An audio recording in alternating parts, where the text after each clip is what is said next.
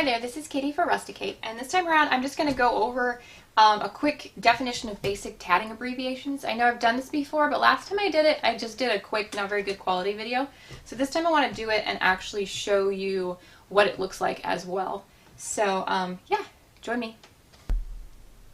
So this is my list of basic tatting abbreviations, and you can find this on, if you go to Craftsy.com, you can find it under the RustiKate patterns. They'll have a free download for you there.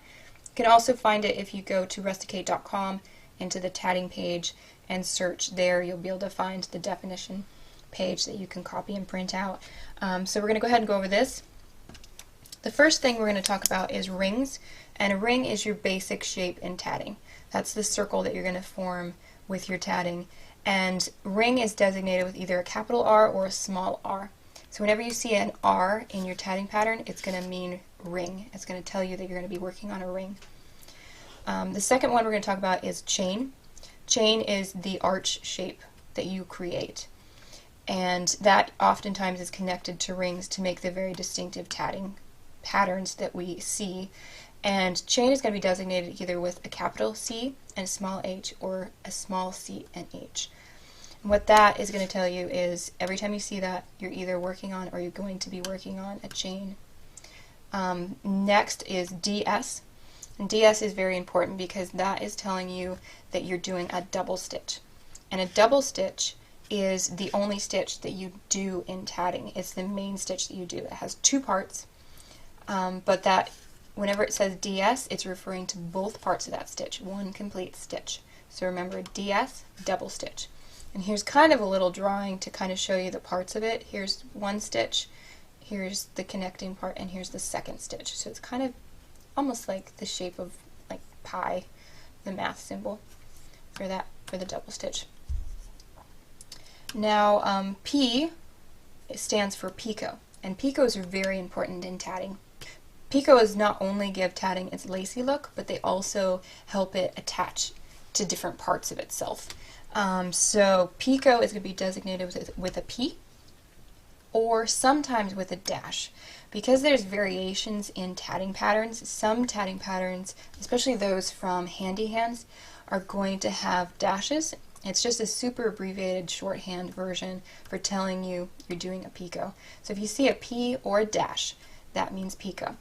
And picots are the little loops that come off of your rings or your chains. So the loop is the picot. Next, we're going to be talking about joins. And joins in tatting are when you have, say, a ring or a chain and it has its picots, and then you create your next ring and you want to connect that next ring to the previous one. And so you're going to join the picot that you're making right now, you're going to join it to a picot that's already been made. So when they want you to do that, they're going to say J. Typically, in most patterns, it'll say J. Again, if you're doing a handy hands pattern or something like that that has the super abbreviated, almost shorthand version of tatting patterns, they're going to use a plus. So just remember J or plus for join. Next, we're going to talk about attaching our tatting. So when it talks about attaching, usually that refers to if you're adding something else into your tatting. Sometimes they'll say attach if you're adding a button or if you're adding beads, or most often it means you're actually attaching it to something else. So if you're doing your tatting and you're tatting onto fabric, let's say, it will designate attach right in that place where you're going to be hooking onto a different object. And that's going to be abbreviated ATT. So ATT equals attach. Now, a word that they use often in tatting is close.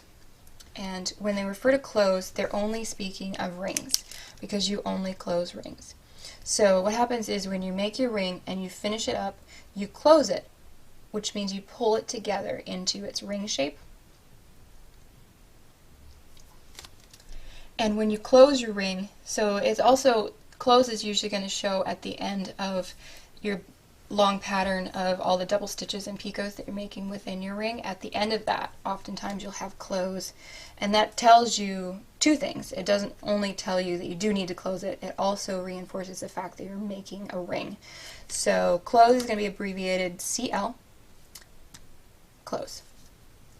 Now reverse work is the next one we're going to talk about, and reversing your work is something you do almost every time after you make a ring or a chain, but it's very dependent upon the pattern, and if you choose not to reverse your work or you choose to reverse your work, it kind of determines how your work is going to lay and what direction it's going to go next.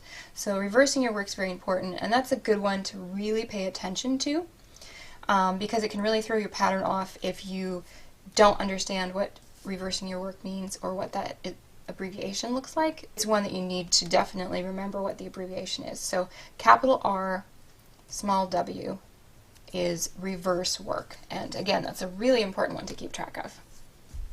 And you never want to reverse your work unless it tells you to, except for the only exception to that is some really, really old patterns, very vintage patterns. They won't refer to reversing your work because I'm assuming they think you understand tatting so well that you don't need to be told what you're doing. And in those cases, I just completely use the photo to direct me. So now we're going to go on to repeat, and what repeat is referring to is in a tatting pattern, sometimes after they've listed a series of rings, chains, double stitches, picots, they've listed a series of them, and they're going to have you just keep doing that same thing over and over again until you reach a certain number of them. So instead of telling you the same exact thing again and again and again, they're just going to say repeat.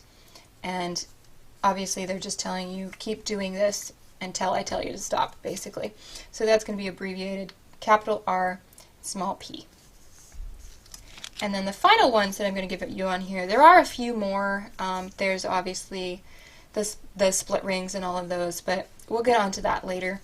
The only ones I want to add for right now is a capital P, small s, refers to picots, which sometimes they'll tell you to do a bunch of picots in a row, and so then sometimes it'll be abbreviated in that way.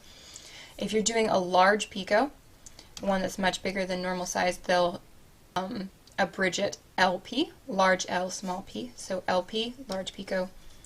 If it's abbreviated EP, large E, small p, that means you're going to be doing an extra large picot. If you found this video helpful, please subscribe to my videos, and if you need any extra input, have questions, comments, anything like that at all, please feel free to comment on these videos, and I will get back to you as soon as I can.